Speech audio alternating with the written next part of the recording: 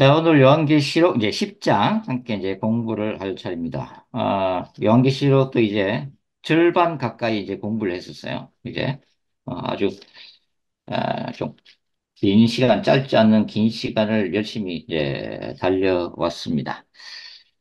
요한계시록 10장 이렇게 펼쳐 놓으시면 되고요. 10장 1절 한번 읽어보겠습니다. 내가 또 보니 힘센 다른 천사가 구름을 입고 하늘에서 내려오는데 그 머리 위에 무지개가 있고 그 얼굴은 해 같고 그 발은 불기둥 같으며 그 손에는 펴놓인 작은 두루마리를 들고 그 오른발은 바다를 밟고 왼발은 땅을 밟고 사자가 부르짖는 것 같이 큰 소리로 외치니 그가 외칠 때에 일곱 우레가 그 소리를 내어 말하더라. 자, 이제 우리가 이 계시록 10장 그리고 11장은 하나의 환상으로 처리를 한다고 제가 아, 전체 요한계시록 구조론 할 때 말씀을 드렸는데 다시 한번 리마인드 하는 의미에서 간단하게 한번 다시 한번 복습을 해 보도록 그렇게 하겠습니다. 계시록 9장이 이제 두 개의 나팔 재앙이 기록되어 있는 것으로 함께 공부를 했죠. 다섯째 천사 나팔 재앙과 그 다음에 여섯 번째 나팔 재앙이 계시록 9장에 기록이 되어 있습니다. 다섯째 나팔 재앙은 첫 번째 화라고 불린다고 말씀을 드렸죠. 그리고 이 첫째 화에서는 황충 재앙이 기록되어 있습니다. 제가 이제 지옥의 문이 열리고 있다라는 타이틀을 달고 있는 그런 재앙이고요. 그 다음에 여섯째 나팔 재앙이 이두 번째 화가 되게 됩니다. 그리고 유브라데 전쟁이고 지난 시간에 이것이 아마도 3차 세계 대전이 될 가능성이 높다. 핵전쟁이 될 가능성이 있다라고 말씀을 들었습니다. 그러니까 계시록 9장이 이제 여섯째 천사 나팔로 끝이 나고 있기 때문에 9장이 끝나고 이제 10장이 시작되면 순수로 볼 때는 당연히 일곱째 나팔 재앙이 바로 이어서 기록이 되어야 합니다. 근데 여기 계시록 10장을 이제 보시면 눈을 한번 찾아보세요. 계시록 10장 보시면 7절 말씀에 일곱째 천사가 소리내는 날 그의 나팔을 불려고 할 때에 하나님이 그의 종 선지자들에게 전하신 복음과 같이 하나님의 그 비밀이 이루어지리라 하더라. 여기 이제 일곱째 천사 나팔에 대한 예고가 기록이 되어 있습니다. 그리고 이제 쭉 이제 보시면 11장 눈을 보십시오. 11장 15절 보시면 일곱째 천사가 나팔을 불매 하늘에 큰 음성들이 나서 이르되 세상 나라가 우리 주와 그의 그리스도의 나라가 되어 그가 세세토록 왕노하시로다 하니 하면서 드디어 일곱째 천사가 나팔을 부는 장면이 쭉 이제 기록이 돼 있고 그 다음에 19절에 이에 하늘에 있는 하나님의 성전이 열리니 성전 안에 하나님의 언약궤가 보이며 또 번개와 음성들과 우레와 지진과 큰 우박이 있더라. 이렇게 이제 기록이 되어 있죠. 그러니까 지금 11장 15절 이하가 실제적으로는 9장 끝나고 어디에 와야 돼요? 위치상으로는 원래가 10장 1절에 위치가 돼야 되죠. 그죠? 그런데 계시록 9장이 끝나고 여기 11장 15절이 바로 달아붙어야 되는데 시간적 순서로 보면 그런데 그게 아니라 지금 우리가 보고 있는 10장 1절부터 11장 13절이 그 중간에 기록이 되고 있잖아요. 그래서 이것을 삽입장이다. 이렇게 부른다고 말씀을 드렸습니다. 근데 이 10장 1절부터 11장 13절은 크게 두 가지 내용이 기록이 되어 있어요. 첫 번째가 힘센 천사가 하늘에서 내려와서 사도 요한에게 작은 책을 주고 소화하도록 하는 환상이 전반부에 기록되어 있고 그 다음에 후반부 11장에는 바로 두 정인에 대해서 기록을 해놓고 있습니다.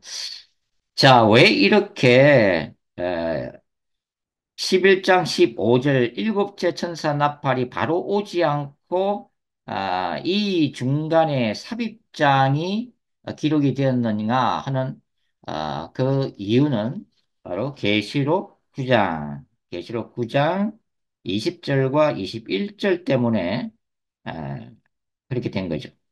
아, 9장 20절 이 재앙에 죽지 않고 남은 사람들은 손으로 행한 일을 회개하지 아니하고 오히려 여러 귀신과 또는 보거나 듣거나 다니거나 하지 못하는 검은 동과 목석의 우상에게 절하고 또 그 살인과 복술과 음행과 도둑질을 회개하지 아니하더라.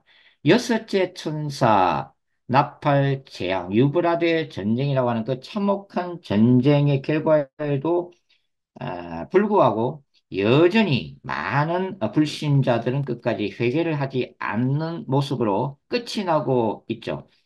그래서 이 불신자들의 회개치 않는 모습과는 대조적으로, 그러나 그럼에도 불구하고 마지막 때에 그리스도 안에서 회개하면서 구원을 받는 사람들이 있다는 사실을 보여주기 위해서 이 10장 1절부터 11장 13절까지가 그 중간에 끼어든 거예요.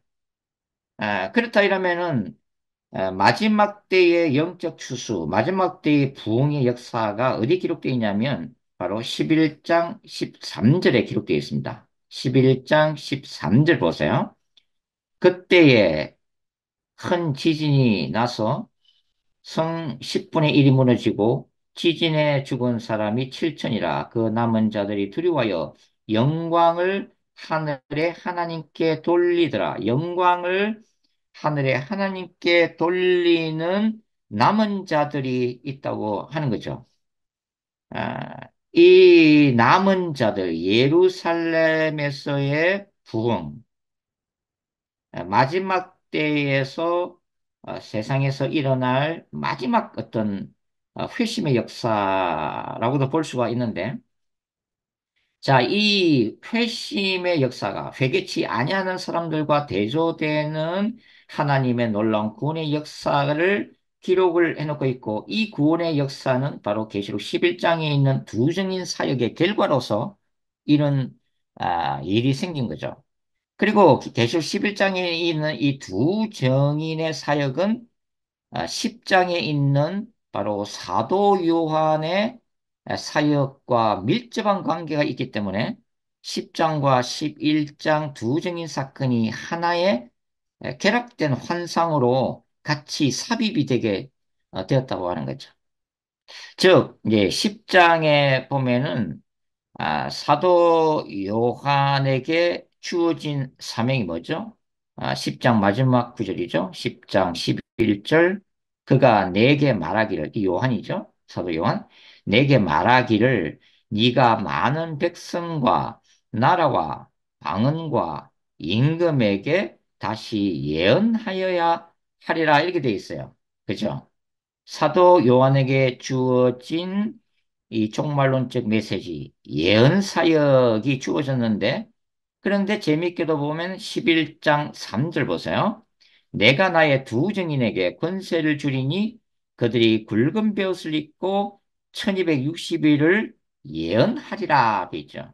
실제적으로 예언하는 자는 사도 요한이 아니라 종말론적인 두 선지자인 두 증인에게 그 사명이 위임되고 있더라 하는 거예요. 1세기의 사도 요한과 마지막 때의 두 증인이 연결되고 있는 장면이죠. 자, 그리고 또 여기 11장 9절 보시면 백성들과 족속과 방언과 나라 중에서 사람들이 그 시체를 두 증인의 시체거든요. 두 증인이 숨겨져 죽음을 당해요. 사흘 반 동안을 보며 무덤에 장사지 못하게 하리로다. 여기 보면은 두 증인의 죽음을 백성들과 족속과 방과 나라, 열방이 지켜보고 있다고 하는 거죠. 그죠? 예. 근데 이것이 바로 10장 11절 그가 요한에게 주신 사명 그가 내게 말하기를 네가 많은 백성과 나라와 방과 임금에게 다시 예언을 누가 하고 있다는 거예요? 두 증인이 사도 요한 대신에 바로 이 사역을 감당하고 있다고 하는 거죠. 그러니까 하나님은 1세기의 사도 요한에게 주신 그 종말론적 사명이 마지막 때의 두 증인을 통해서 성취될 거라고 하는 환상을 요한에게 이제 보여준 거죠. 이 환상을 보는 사람은 요한 자신이죠. 그죠? 자, 그래서 이런 이유 때문에 바로 여섯째 나팔 제한이 끝나는 계시록 9장 다음에 바로 일곱째 천사 나팔 재앙이 오지 않고 10장과 11장이 삽입되어 있다고 하는 것입니다. 자, 이해를 하셨죠? 왜냐하면 이제 이 구조론을 이해를 해야 전체 메시지를 이해하게 됩니다. 그래서 제가 이제 요한계시록 구조론을 그렇게 이제 강조를 했던 거예요. 구조론을 이해하지 못하면 이 해석을 할 수가 없어요. 요한계시록을. 뒤죽박죽됩니다. 뒤죽박죽되는 거죠. 그런데 요한계시록의 구조는 굉장히 섬세하면서도 아주 정확하게 그런 어떤 구조의 틀을 가지고 있다고 하는 것입니다. 자, 이제 계시록 10장에서 이제 10장 우리가 이제 9장 마지막이 여섯째 유브라데 전쟁이 일어나는 참혹한 어떤 재앙으로 이제 끝이 나고 있다고 하는 거죠. 이 환상이. 그런데 이제 10장에서 10장이 열리면, 굉장히 또 대조가 되는 그런 장면이죠. 바로 힘센 다른 천사, 힘센 천사가 하늘로부터 내려와서 작은 책을 사도 요한에게 위임하는 장면이 기록되어 있다고 하는 거죠. 그러니까 9장이 정말 인류의 암울한 그 절망의 어두운 골짜기를 통과하고 있다 이라면 계시록 10장은 희망의 봉우리 같은 그런 환상을 보여주고 있다고 하는 거예요. 이 예레미야서하고 똑같아요. 예레미야서가 이 임박한 예루살렘에 대한 심판 경고잖아요. 그죠? 선지자 예레미야, 눈물의 선지자. 북방에서 내려오는 바벨론에서 멸망당할 수밖에 없는. 그래서 날마다 예레미야가 눈물로써 회개를 촉구하지만 그 예레미야의 그 예언 메시지에 귀를 틀어막고 끝까지 완고하게 버티고 있는 남유다. 그래서 하나님이 바벨론 군대를 통해서 예루살렘을 멸망시킬 수밖에 없었던 바로 그 역사의 현장에서 그 동족 그리고 예루살렘을 멸망을 눈앞에서 생생하게 바라봤던 선지자가 예레미야잖아요. 그죠? 근데 예레미야서가 바로 이제 이 심판과 회개 메시지를 기록하고 있는데 그 중간에 보면은 예레미야 30장부터 33장까지가 바로 똑같아요. 희망의 어떤 신앙을 보여주고 있는 중요한 장들입니다. 왜냐면은 다 나머지는 다 심판과 회개인데 예레미야서 30장부터 33장까지는 하나님이 그럼에도 불구하고 이스라엘을 마침내는 구원할 것이라고 하는 희망의 메시지를 그 중간에 던져주고 있기 때문에 예레미야 30장부터 33장까지를 신학자들은 뭐라고 부르냐면은 절망의 골짜기에서 바라본 희망의 봉우리다 그렇게 표현을 해요. 근데 이 계시록도 마찬가지라고 하는 거죠. 첫째 나팔 재앙부터 여섯째 이 나팔 재앙까지 생태계 파괴와 그 다음에 치욕의 문이 열리고 그 다음에 인류가 참혹한 죽음을 당하는 이 어둡고 절망적인 이 과정을 지나고 있는 인생들에게 하나님은 아직도 세상을 포기하지 않았었다고 하는 그 메시지가 어디서 나타나냐면은 바로 이 요한계시록 10장에서 나타나고 있다고 하는 거죠. 그 이게 어찌 보면은 유대인의 묵시문학과 같은 거예요. 묵시문학이라고 하는 것은 이 악이 다스리는 세상, 사탄이 다스리는 세상. 그래서 비극과 슬픔과 절망만이 가득 찬 세상에서 언젠가는 하나님이 이 인간 역사의 한복판에 직접 뛰어들으셔서 기적적인 구원의 역사를 일으키실 것이다. 그래서 그때는 악과 절망과 눈물이 사라지고 이 희망으로 가득 찬, 회복으로 가득 찬, 치유로 가득 찬 메시아 왕국이 도래할 거라고 하는 이 유대인의 묵시 문학과 같은 성격을 또한 계시록 10장이 보여주고 있다고 하는 거죠. 그래서 그런 의미에서 바로 계시록 10장 그리고 계시록 11장의 두 증인 사역은 하나님이 마지막 때의 세상에 보내시는 마지막 구원의 메시지 그리고 마지막 구원의 역사라고 우리가 표현을 할 수도 있겠습니다. 자, 계시록 이제 10장을 보시면 여기에 힘센 천사가 아, 모습이 이제 기록되어 있죠. 10장 1절부터 3절까지 이렇게 기록이 되어 있습니다. 자, 여기 보시면 이 힘센 단천사가 굉장한 모습으로 기록이 되어 있다는 것을 우리가 볼 수가 있습니다. 그래서 어떤 이제 주석가들은 바로 이 힘센 천사가 뭐 얼굴이 해같고 그 발은 불기둥 같고 그죠? 이게 뭐 머리 위에는 무지개가 있고 굉장한 모습으로 기록되어 있기 때문에 이 힘센 천사가 계시록 1장에 나오는 예수님이 아닌가 그렇게 보는 추측가들도 있어요. 예? 계시록 1장 16절 제가 한번 읽어 드릴게요. 촛대사의 인자 같은 이가 발에 끌리는 옷을 입고 우리 이미 공부했어요. 가슴에 금띠를 띠고 그의 머리와 털의 희가 흰 양털 같고 눈 같으며 그의 눈은 불꽃 같고 그의 발은 풀무불에 단련한 빛난 주석 같고 그의 음성은 많은 물소리와 같으며 그의 오른손에 일곱 별이 있고 그의 입에서 좌우에 날성금이 나오고 그 얼굴은 해가 힘있게 비치는 것 같더라. 자, 이렇게 예수님의 모습이 이런 영광의 모습으로 기록되어 있는데 여기 하늘에서 내려온 힘센 천사도 그와 못지않는 모습으로 기록이 되어 있잖아요. 그죠? 1절 다시 한번 읽어볼게요. 내가 또 보니 힘센 다른 천사가 구름을 입고 하늘에서 내려오는데 그 머리 위에 뭐가 있어요? 무지개가 있고 그 얼굴은 해 같고 그 발은 불기둥 같다고 묘사가 되어지고 있기 때문에 힘센 천사가 이거 예수님 아닌가 이렇게 해석하는 분도 있다고 이제 하는 겁니다.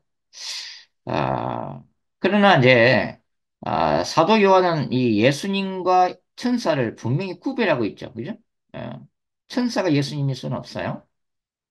여기서 이 천사를 이제 힘센 천사 이렇게 이제 보고 있습니다.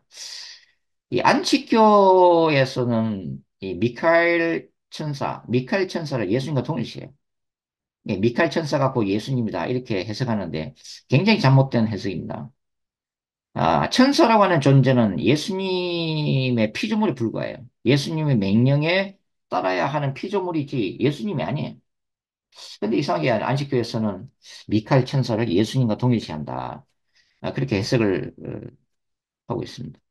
자, 그리고 또 이제 다른 분들은 이 힘센 천사를 뭐하고 비교하냐면 다니엘서 12장하고 비교를 해요. 예, 다니엘서 12장에 나중에 이제 우리가 이렇게 시록 13장 공부할 때는 다니엘서를 한 번은 공부는 해야 되는데 여하튼 간에 이제 이 다니엘서 12장에 보시면 아니 그 전에 다니엘 12장 그 전에 이제 요 계시록 10장 4절부터 읽어봐야죠. 여러분들 읽고 오셨습니다만은 다시 한번 볼게요. 자, 4절. 일곱 우리가 말을 할 때 내가 기록하려고 하다가 곧 들으니 하늘에서 소리가 나서 말하기를 일곱 우리가 말한 것을 인봉하고 기록하지 말라 하더라. 내가 본 바 바다와 땅을 밟고 쓰이는 천사가 하늘 향하여 오른손을 들고 그죠? 오른손을 들고 6절 세세토록 살아계신 이 곧 하늘과 그 가운데 있는 물건이며 땅과 그 가운데 있는 물건이며 바다와 그 가운데 있는 물건을 창조하신 이를 가리켜 맹세하여 이르되 지체하지 아니하리니 이렇게 이제 기록이 되어 있잖아요. 근데 이 모습이 다니엘 12장에 가 같더라는 얘기입니다. 그러니까 다니엘서 12장 5절 이하에 보시면 뭐라고 기록되어 있냐면 다니엘서 12장 이렇게 12장 네, 네, 네, 5절 보시면 나 다니엘이 본 적 다른 두 사람이서 하나는 강 이쪽 언덕에 섰고 하나는 강 저쪽 언덕에 섰더니 그 중에 하나가 세마포 옷을 입은 자 곧 강물 위쪽에 있는 자에게 이르되 이 놀라운 일의 끝이 어느 때까지냐 하더라. 내가 들은 이제 그 세마포 옷을 입고 강물 위쪽에 있는 자가 자기의 좌우손을 들어 하늘을 향하여 영원히 살아계신 이를 가리켜 맹세하되 이르되 반드시 한때 두때 반때를 지나서 성도의 권세가 다 깨지기까지니 그렇게 되면 이 모든 일이 다 끝나리라 하더라. 여기에 보면은 하늘을 향해서 맹세하고 있는, 그죠? 이거는 좌우손을 들어서 맹세를 하고 있어요. 세마포 옷을 입은 자. 이 세마포 옷을 입은 자가 바로 힘센 천사가 아니냐 이렇게 해석하는 분들도 있습니다. 근데 이제 뭐 다양한 해석들이 있지만 저는 그게 아니라 생각하는 게 이제 이게 나중에 이제 다니엘서 이 12장의 세마포 옷을 입은 자는 그냥 지금은 듣기만 하세요 그냥. 예전에 한번 또 한 것 같은데 다니엘 10장에도 또 나와요. 세마포 옷을 입은 자가 나오는데 다니엘서 10장에 나오는 세마포 옷을 입은 자는 아까 우리 읽었던 계시록 1장에 나오는 예수님의 모습과 거의 흡사한 모습으로 기록이 됐기 때문에 다니엘 10장에 기록되어 있는 세마포 옷을 입은 자가 가브리엘 천사가 아니라 구약에 나타나신 예수 그리스도예요. 그러니까 다니엘서 12장에 나오는 지금 이 아버지 이름으로 맹세하고 있는 세마포 옷을 입은 자는 바로 예수님이에요. 구약에 나타나 있는 그리스도예요. 그런데 바로 이 구약에 나타난 그리스도의 맹세를 지금 이제 계시록을 보면은 계시록 10장에서 이제는 예수님이 일곱 보좌에서 일곱 봉인을 떼고 있고 그 결과로서 이제 힘센 천사가 파송이 돼서 다니엘서 12장에서 하신 예수님 같은 맹세가 이제는 힘센 천사를 통해서 이제는 하고 있는 거예요. 뭘 얘기하고 있는 거예요? 바로 다니엘서가 성취되고 있다는 것을 지금 말해주고 있다고 하는 것입니다. 예, 말해주고 있다. 에, 그래서 이 힘센 천사를 가브리엘 천사로 해석하는 분들도 있지만 저는 가브리엘 천사가 아니다라고 어, 해석하는 입장이에요. 자, 다니엘서에는 미카엘과 가브리엘 천사 이름이 구체적으로 나와요. 그리고 계시록 12장에 나중에 보시면은 여기도 또 미카엘 천사 이름이 나와요. 그죠? 그러니까 요한은 그 계시록 12장에서 미카엘 천사 이름을 분명히 언급하고 있기 때문에 만일 계시록 10장의 이 천사가 가브리엘 같으면 가브리엘하고 구체적으로 이름을 맹지를 했을 거예요. 근데 뭐라고 지금 부르냐면은 힘센 천사라고만 기록을 해놓고 있어요. 가브리엘이 아니에요. 힘센 천사라고 불리우는 희한한 천사예요. 자, 그런데 이 힘센 천사라고 이게 표기가 되어 있는 이 천사가 굉장히 놀라운 권세를 가지고 있는 모습으로 지금 나오고 있다는 거예요. 그러니까 구약과 신약 성경을 통틀어서 천사에 대해서 이렇게 구체적으로 묘사하고 있는 데는 이 계시록 10장밖에 없어요. 그것도 아주 놀라운 모습이에요. 예수님의 모습과 거의 비슷한 모습으로 묘사되고 있는 이 힘센 천사. 예. 중요한 것은 이 천사가 왜 이렇게 놀랍게 묘사되어 있냐면 바로 이 천사가 작은 책을 전달하고 있기 때문에 그렇습니다. 그러니까 작은 책이 얼마나 중요한 거예요, 지금.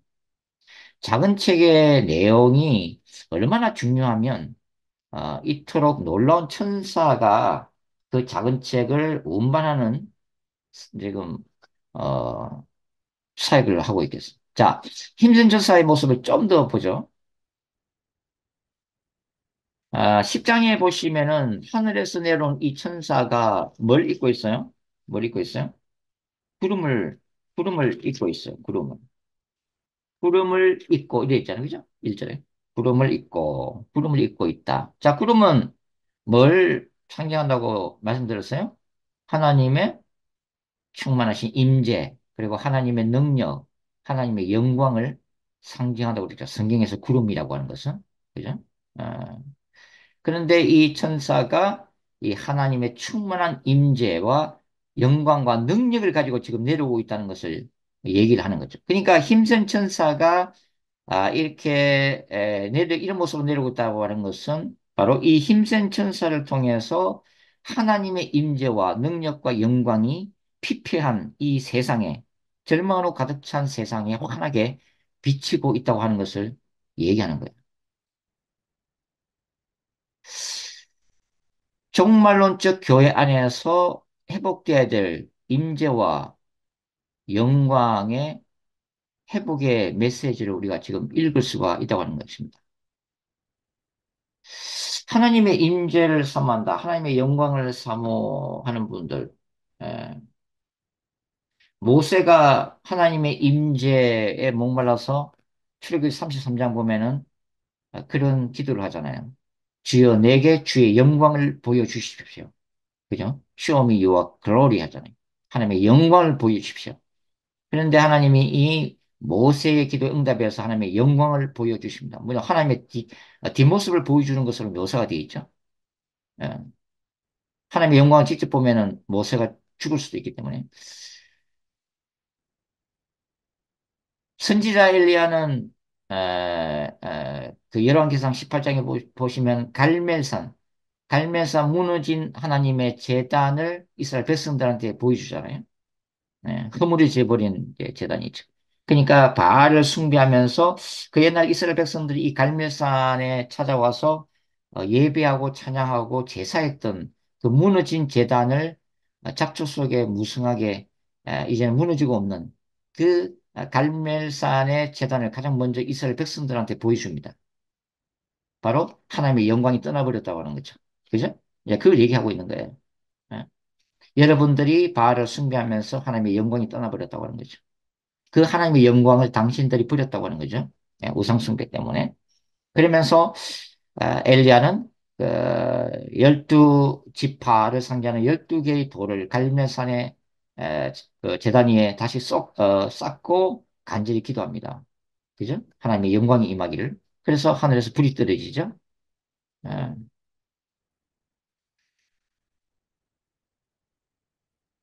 제가 소아시아 일곱 교회 얘기할 때 정말 우리들의 교회가 성령의 불꽃마저 꺼져가고 있다. 이제는 기도하는 분들을 찾아보기 힘들다. 하나님의 영광을 이제는 느끼기가 힘들다.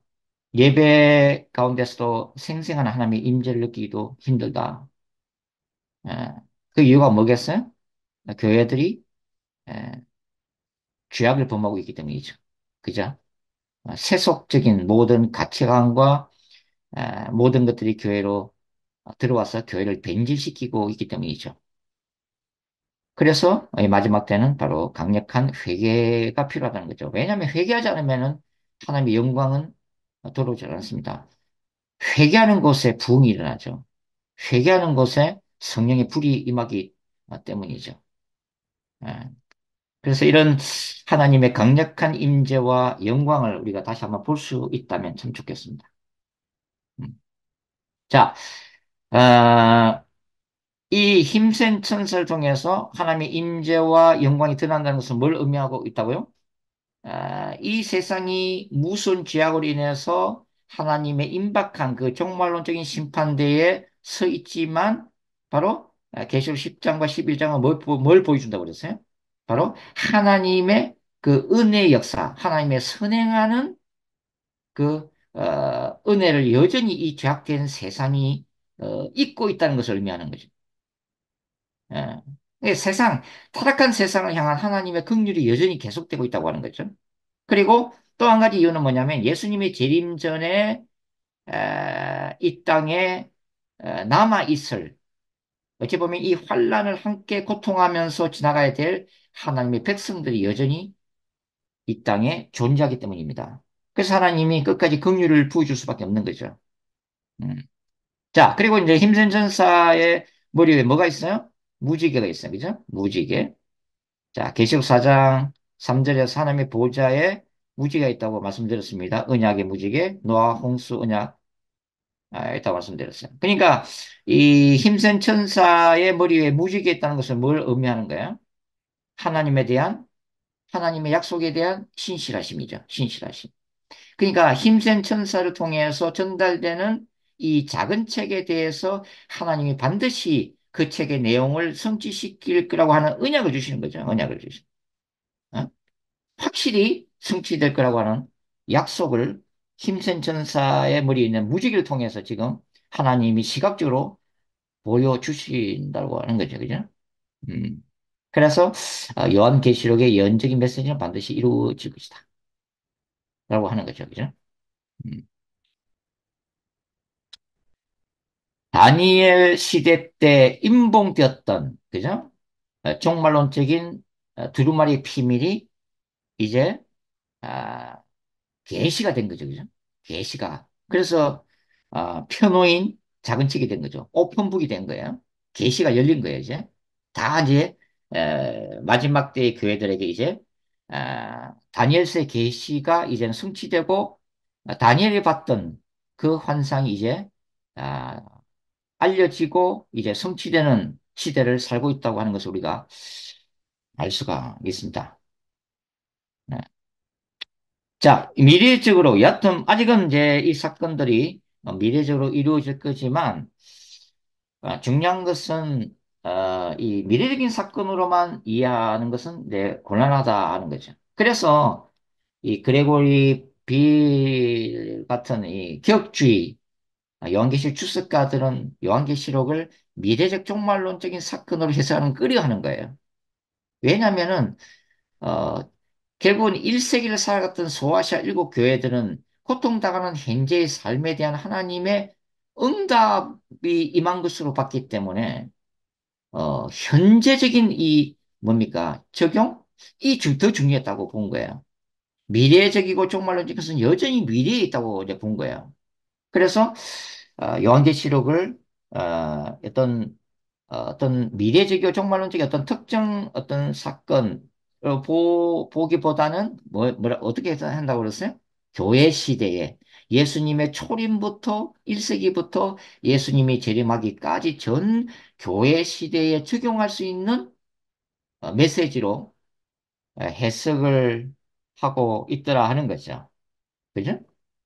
그래서 미래적 사건으로만 밀쳐놓는 것은 굉장히 곤란하다. 결국은 이 미래적이고 종말론적인 사건, 물론 저는 이제 미래 종말 사건으로 해석을 하지만 저는 이제 조금은 보는 각도가 틀려요. 이 미래적이고 종말론적인 사건은 반드시 앞으로 이루어질 사건임을 보여주지만 결국은 현재의 삶에 하고 전혀 상관없는 게 아니라 그 미래적인 소망을 붙들고 그 예언의 말씀을 붙들고 오늘 이 시간 내가 무엇을 해야 되며 어떻게 무엇을 생각해야 되고 어떻게 준비해야 하는가를 주님이 늘 말씀하신다고 하는 거예요. 오늘 우리가 어떻게 살아야 하는가 하는 거예요. 그렇다면 오늘 우리는 어떻게 살아야 되는가? 그러니까 우리가 요한계시록을 이제 공부하는 것도 미래에 그런 일이 생기겠구나 하는 것으로 이제 그치는 게 아니라 그렇다면 오늘 나는 어떻게 살아야 되는가 하는 거예요. 어떻게 내가 그 미래적인 종말론적인 사건을 내가 오늘의 삶 속에서 내 삶에, 내 사역에 끊임없이 적용하면서 살아가야 하는가? 이게 중요하다고 하는 거죠. 그죠? 예. 자, 힘센 천사에 대해서 이제 본문을 보시면 힘센 천사의 발이 불기둥으로 묘사되어 있습니다. 불기둥. 그래서 저는 이제 개인적으로 제 주석에서 이 힘센 천사는 아마도 출애굽기 14장에 나오는 천사와 동일한 천사일 것이다. 출애굽기 14장에 뭐가 나온다고 그랬어요? 불기둥과 구름 기둥을 움직인 하나님의 천사가 나온다고 그랬죠. 그죠? 그래서 이스라엘 백성, 홍해 앞에 선 이스라엘 백성과 뒤쫓아오는 애국 군대 사이에서 불기둥과 구름 기둥이 가로막고 있죠. 그죠? 그래서 애국 군대를 흑암으로 가로막고 반대로 이스라엘 백성들은 빛을 비추어서 갈라진 요단, 홍해 바다를 건너게 하는 천사가 등장되는데 저는 이 천사와 동일한 천사로 봅니다. 예. 그런데 이렇게 묘사되어 있는 불기둥 천사 발이 불기둥으로 묘사되어 있는 이 힘센 천사는 작은 책을 요한에게 전달하고 있는데 결국은 그것이 아까 제가 이제 구조론에서 말씀드릴 때에 계시록 11장에서 두 증인이 수행하게 되는 이 종말론적인 복음 사역과 깊이 관련되어 있다고 하는 거예요. 관련되어 있다고 하는 거죠. 이게. 힘센 천사가 사도 요한에게 작은 책을 전달하고 먹게 하지만 저는 마지막 두 증인의 사역에 이 힘센 천사가 다시 나타날 거라고 보는 거예요. 이제 영적인 세계에서 눈으로 보이지는 않겠지만 힘센 천사가 왜 그러냐면은 이 출애굽기 14장에서 힘센 천사는 이스라엘의 구원을 위해서 구름 기둥과 구름 기둥을 움직이면서 이스라엘 백성들을 갖다가 구원하는 애국 군대를 하나님을 대신해서 애국 군대를 의지있게 만들면서 이스라엘 백성들을 구원하는 역할을 했잖아요. 그것이 바로 두 증인이 선포될 이 종말론적인 복음 사역을 통해서 아, 여전히 구원받아야 할 이 땅의 수많은 예수님의 재림 직전에 그 영혼들을 구원하는 사역을 하고 있기 때문에 그렇습니다. 그래서 이 천사가 이제 에, 복음 사역과 관련되어 있는 복음 사역을 도와주는 천사다. 그렇게 이제 해석을 할 수가 있는 거예요. 자, 그 다음에 이 천사가 이제 중요한 게 뭐냐면 이 천사가 2절 말씀이에요. 그 손에는 펴 놓인 작은 두루마리를 들고 그 오른발은 바다를 밟고 왼발은 땅을 밟고. 자, 이게 지리적으로 보면은 오른발은 바다를 밟고 왼발은 땅을 밟고 있으니까 1세기 이 상황에서 보면은 땅이라고 하는 것은 팔레스틴을 얘기하겠죠. 그죠? 그리고 바다는 지중해를 얘기하겠죠. 그죠? 1세기 상황에서 보면. 응. 바다를 밟고 왼발은 땅을 밟고 있는 모습으로 예, 어마어마한 천사예요. 그죠? 어마어마한 천사예요. 천사가 얼마나 크면은 한 발은 바다를 밟고 왼발은 땅을 밟고 있겠어요. 이 환상을 봤던 요한에게 나중에 천국 가면은 한번 물어보고 싶어요. 그때 이 환상을 봤던 뭐 하여튼 어마어마한 환상들을 본 거잖아요. 요한은 요한계시 전체가 뭐 우주적인 환상이니까 굉장히 했을 거예요. 이 양반도.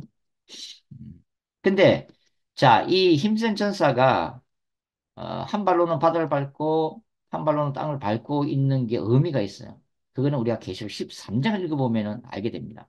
계시록 13장을 보면 계시록 13장에는 첫째 짐승 적그리스도는 어디에서 나와요? 바다에서 나와요. 그리고 이 적그리스도를 우상화하는 둘째 짐승은 어디에서 나와요? 땅에서 올라와요. 그러니까 결국은 이 두 짐승은 바다와 땅을 지배하고 있어요. 사탄이 바다와 땅, 넓게 보면은 세상 만국을 열방을 다스리고 있는 거죠, 그죠?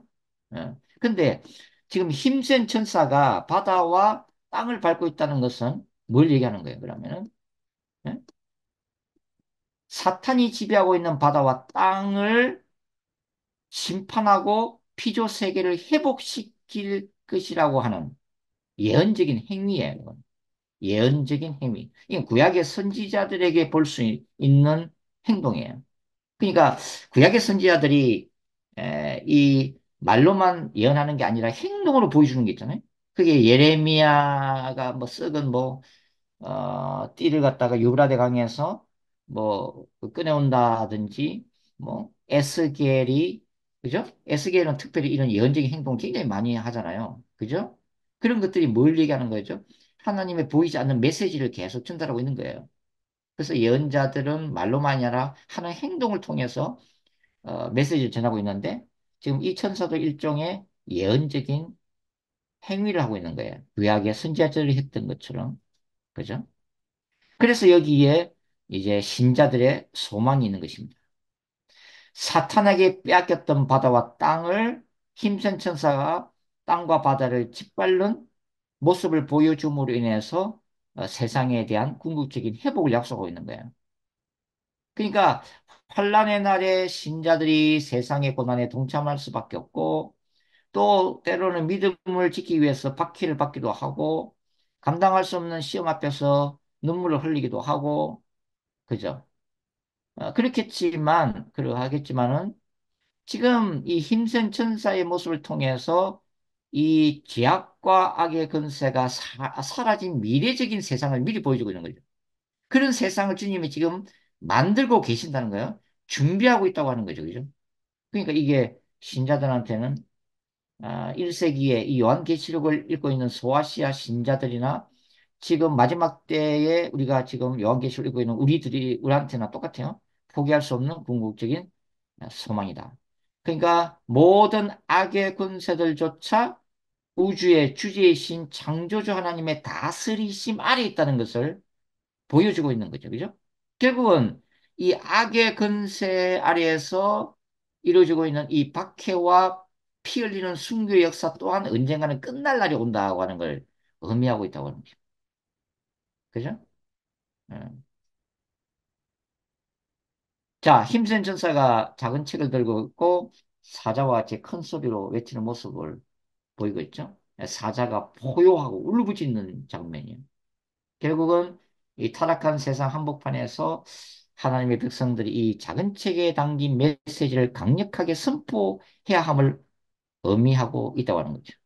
왜냐하면 인류는 마지막 재앙과 임박한 예수님의 재림을 앞두고 있기 때문입니다. 그리고 영원한 천국과 지옥의 갈림길에 서 있기 때문이죠. 그러니까 이 마지막 때의 교회들이 요한계시록을 더 깊숙이 연구해야 될 이 당위성, 의무가 여기 있는 거예요.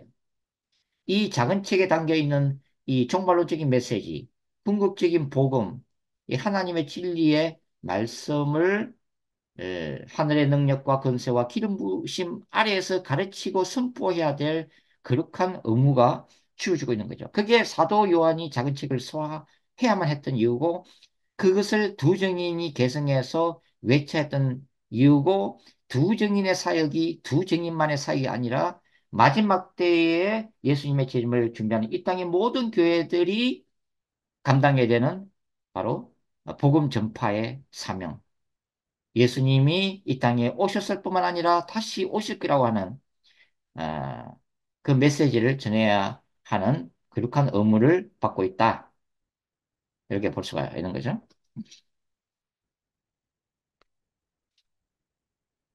네, 조금만 더 하고 마무리하도록 하겠습니다. 너무 길게 하면 또 힘드십니다. 자, 여기 이제 재미있는 모습이 이제 어디 또 기록되어 있냐면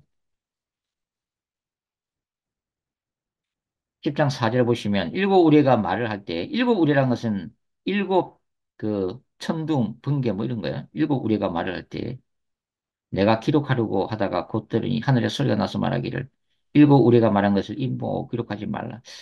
참 일곱 우리라는 것은 마치 천둥과 벼락이 꽝 하고 칠 때 일곱 개의 천둥 벼락이 동시에 울리는 듯한 아마 그런 이미지인 것 같아요. 근데 중요한 건 뭐냐면 지금 일곱 우레로 천둥 벼락 소리인데 하나님의 음성으로 들렸다고 하는 거죠, 이게. 뭔가를 얘기를 한 거예요. 근데 재밌는 것은 인봉하고 기록하지 말라고 하는 거예요. 그래서 요한이 그 내용을 기록을 할 수가 없었어요. 그러니까 우리가 일곱 우레가 무슨 말을 했는지를 우리가 알 수가 없어요. 그죠? 또 근데 또 어떤 분들은 또 일곱 우레가 무슨 말을 했는지 굳이 또 성경 전체를 뒤져가지고 해석을 하려고 하는데 왜 그러는지 모르겠어요. 그럴 필요가 없어요. 인봉하고 기록하지 말라고 한 것은 뭔가 일부 우리가 말을 했긴 했는데 이거는 우리가 지금 현재 알 수도 없고 알아서도 안 되고 그렇기 때문에 지금 계시를 안 해주는 거잖아요. 그러면은 넘어가야죠. 근데 굳이 뭐가 또 있는지 꼭 찾으려고 하는 분들이 또 있어요. 그죠? 그렇게 하다가는 어떻게 돼요? 베드로후서에 경고한 것처럼 예언을 억지로 해석하려다가 이단이 되는 거예요. 그러다가 그렇게 할 필요는 없다. 결국은 마지막 때에 대한 계시들이 다 풀려나왔지만 요 인봉하고 기록되지 그러니까 결국은 계시되지 않은 비밀들도 많다는 얘기예요. 하나님의 구원의 역사를 우리가 어떻게 다 알겠어요? 우리가 천사들의 세계를 어떻게 다 알겠어요? 우리가 영의 세계를 다 어떻게 이해하겠어요? 우리가 사탄의 모든 것들을 어떻게 알겠어요? 하나님의 성품과 속성을 어떻게 알겠어요? 우리가 알면 우리가 신이 되죠. 결국은 이 말씀은 뭐냐면 하나님이 계시되는 내용만 우리가 알고도 충분하다는 거예요. 아, 결국은 창조주 되신 하나님 앞에서 피조물인 인간의 겸손함을 배워야 된다고 하는 거죠. 요한계시록 해석도 마찬가지잖아요. 어느 한 사람이 요한계시록을 100% 해석할 수는 없다. 다만 믿음을 가지고 신실하게 하나님의 말씀을 알려고 기도하고 연구하는 사람들에게 조금씩 깨달음이 임하면서 그 모든 것들이 합력해서 선을 이루는 거지. 어떤 한 사람의 해석이 절대 진리일 수는 없는 거예요. 인간이란 늘 실수하고 오류가 많기 때문에 그렇습니다. 그래서 말씀 앞에는 늘 겸손해야 한다고 하는 거죠. 겸손해야 한다.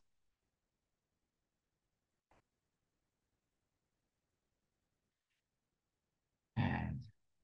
작은 책에 대해서는 다음 시간에 하겠습니다. 다음 시간에 이게 10장 요 마무리 짓고 그다음에 11장 두 정인에 대해서 조금 말씀을 드리도록 하겠습니다. 오늘 여기까지 할게요. 수고하셨습니다. 여기까지 할게요.